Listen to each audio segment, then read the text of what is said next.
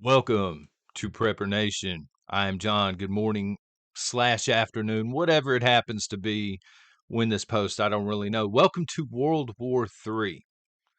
We knew we would get here eventually, right? Welcome to World War III was mocked several years ago when I saw the pieces. When I saw NATO moving key assets around, I said, okay, they're setting the stage for World War III. Here we are. I've got a couple of things to mention real quick. Number one, I've got to ask, I don't really know the answer. Maybe somebody out there does, or they've been keeping up with it. But how many times under Joe Biden as president or thief in chief, whatever, how many times has World War III been trending on social media? You know what I mean? Like it seems like 2 or 3 times a week, the number one trend in the nation is World War III, World War III. In other words, the same people that told us you can't vote for Donald Trump because Donald Trump will crash the economy and get us dragged into World War III. They have literally crashed the economy, and now they've gotten us dragged into World War III. I just wanted to mention that. And number two, only in America can we be involved in a war in Europe, a war in the Middle East, and have escalating tensions in the South China Sea that will eventually lead to, some sort of conflict, right? Only in America can we have all of this going on. And the number one story this morning on our mainstream media, our propagandist outlets, is the Donald Trump lawsuit / hush money / Stormy Daniels. Is this guilty, innocent? I don't really care. But is this the number one story in the world right now? It's really not, folks. The number one story, far and away, is the fact that we are officially in World War III. Again, for those that are heavily involved in the whole Stormy Daniels trial, good for you, but you're being distracted. It's just total distraction. So I'm alluding to the fact in the Middle East that more than 300 cruise missiles, ballistic missiles, and Iranian-made drones were launched into Israeli airspace over the past few days, over the past weekend. But I normally don't post content on the weekend, but I saw it again. I wanted to marinate. Some people refer to this channel as Marination Nation, right? We let it marinate for a little while before we try and speak on it. I'm not a geopolitical, expert, but neither is anyone else in the prepping community. Some of the channels that immediately started posting, they misspell Israel. So this should be a huge red flag. I'm just saying, but I let it marinate. All right. Most of these 300 plus missiles were intercepted by the Iron Dome, which is, for those that don't know, the Iron Dome is a sort of a complex system. You've got radars going around Israel, right? And they correspond to uh, missile systems over, the opposite side. So the radar picks up, the missiles go up and everything like this. The U.S. military also intervened, as well as Jordanian jet fighters. Here's the issue. And it's being classified as a win by Israel and the United States and their allies. Here's the issue. And this is according to Politico, if you want to Google this. An Iron Dome launch from the system, again, the system that is on the ground, constantly running, the people that are manning these systems in some cases, to the actual hardware, the missiles themselves. Each missile that flies up from the Iron Dome can cost upwards of $2 million. Anywhere from 100,000 I've read all the way up to 2 million at the top, okay, versus a $2,000 Iranian drone. So who's really winning that? If you send in, hypothetically speaking, you send in 300 drones, Iranian drones that cost a couple of grand each, and they're being intercepted at $2 million a pop. Who is actually winning that exchange? All right. It's not Israel and the United States and their allies. It may be stopping the damage immediately, but it's doing financial damage. Iran, after launching this, it almost felt like they didn't want to hit anything. I know that sounds crazy, but here it is. All right, let me break it down to you. We have a weak president here in the United States. Would you agree with that? Would you disagree with that? Let me know in the comments. But I feel as though we have weak leadership, okay? There are several countries out there. North Korea would be another great example where they need strong leadership. If you are perceived as a weak leader, they oust you, right? And Iran is another one of these. They're heavily militarized. Putin would be another great example in Russia. If he was perceived as a weak leader, his generals would take over. So they have to be, you know, seen as a strong leader. And so Iran, I think, didn't actually want to hit anything, but the leader of Iran just wants to be perceived as a strong leader, right? So he's doing this in retaliation to previous airstrikes by Israel. And he puts out a statement and he's saying the matter has been deemed concluded.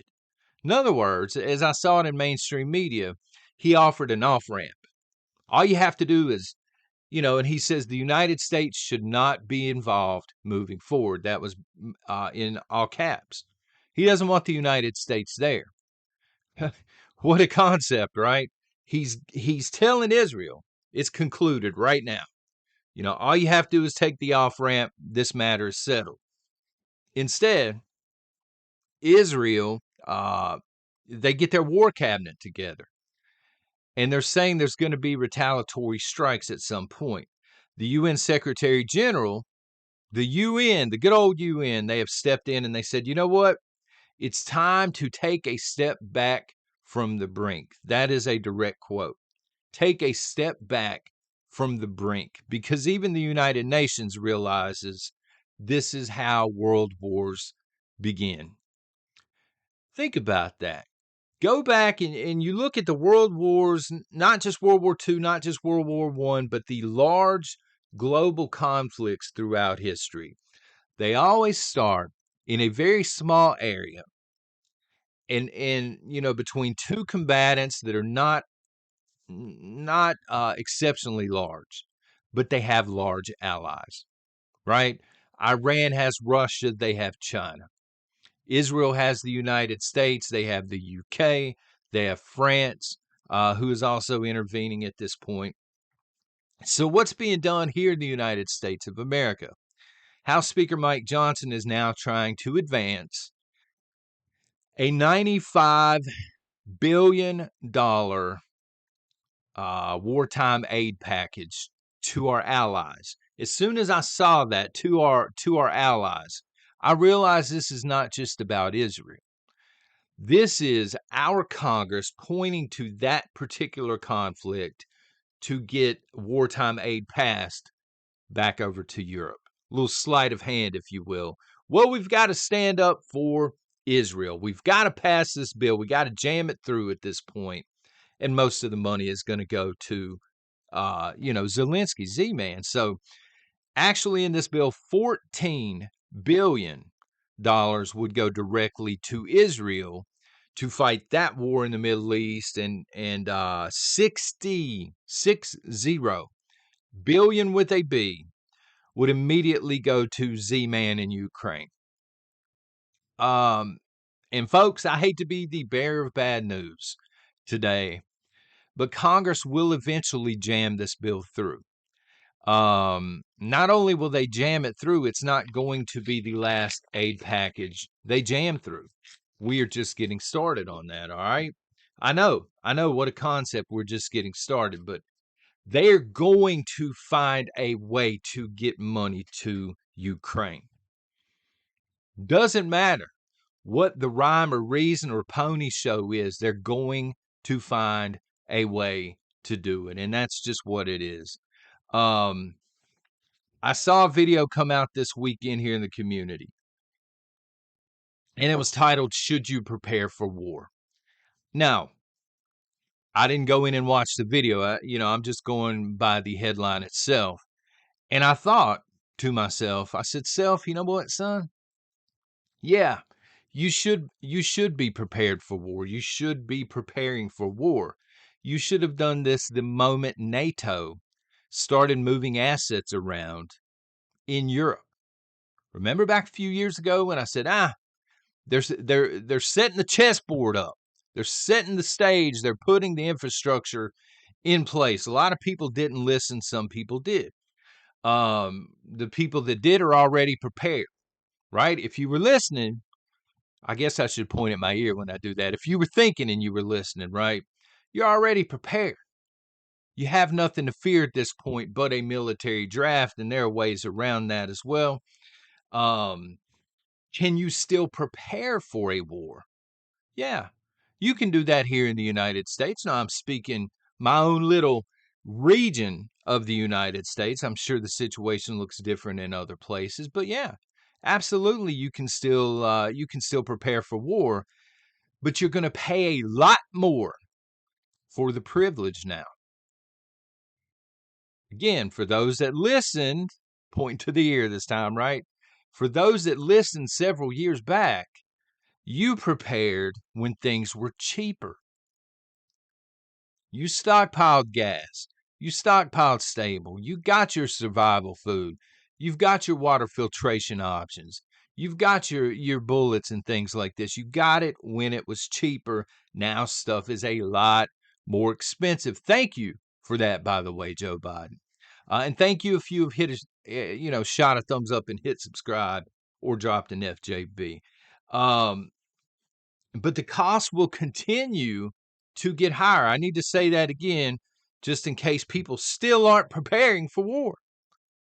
Moving forward from this moment forward, the cost of things that you're going to need to survive a world war, they're going to continue to get more and more expensive every single day moving forward, okay? Because our military, what military we have, right? Huge recruiting shortfall. I think it's around 30% or so. I would have to go back in and check for the exact number, but we don't have the military we once had, right? Even so, our military needs things in order to perform in a wartime situation. These common things are things we also need as civilians here in the United States. Food, water, medicine. These are all going to balloon in price. All three. Food, let me say it again. Food, whether it be survival food, MREs, canned food, whatever the case may be. All of that stuff is going up. You think it's high now? No, it's going to be much higher moving forward. Water catchment systems, water filtration systems. They've already went up a whole lot in price. They're going to continue to go up as more and more people wake up and chase these things, and as our military pulls stuff out of the civilian rotation, if you will. Medications. There's already a shortage of vital medications. They began tracking this. It was either 1991 or 2001. I'm not sure which. Again, I would have to go back and check. But we currently have 323 active drug shortages. That's the most since they began tracking it. I'm talking about pharmaceutical drugs, okay? A lot of chemo drugs and stuff, there's a huge shortage on right now. So that's going to pose a problem, folks. A lot of the medications that you put on crash carts in hospitals and things, they don't have enough of them right now. And these are things that are going to be used in a wartime situation, right? So you're going to have to divide what we have. You're going to have to send some to Europe, some to the Middle East, some to the South China Sea if we get, the whole thing's a mess. Smart people right now, they are stacking gold. They are stacking silver. They are stacking tangible assets, meaning things that you own that actually have purpose and reason and that are going to pay for themselves, right? Let me give you an example. Does it hold value if the grid goes down? This is the difference between a $300 or a $400 compound bow or a $400 gaming console. Yeah, some guys want both, right? But what is going to hold value if there's no grid or if there's rolling blackouts? or something like that. You understand, people that are investing their money in actual tangible things, whether they be gold, silver, ammo. There's a lot of different things, alcohol, stockpiling tobacco, canning supplies. These are the smart people. They're not wasting money right now on, superficial, silly things, as I like to call them. People are making tough choices here in the United States. But folks, I assure you, we are just getting started. This is the beginning. This is how World War III begins. All right, because there's no brake pedal over in the Middle East. These countries hate one another. Their allies hate one another. The saber rattling, we're past the moment of saber rattling at this point in both Europe now and the Middle East. So we get to see how it plays out. Y'all keep your head down. Take care. God bless.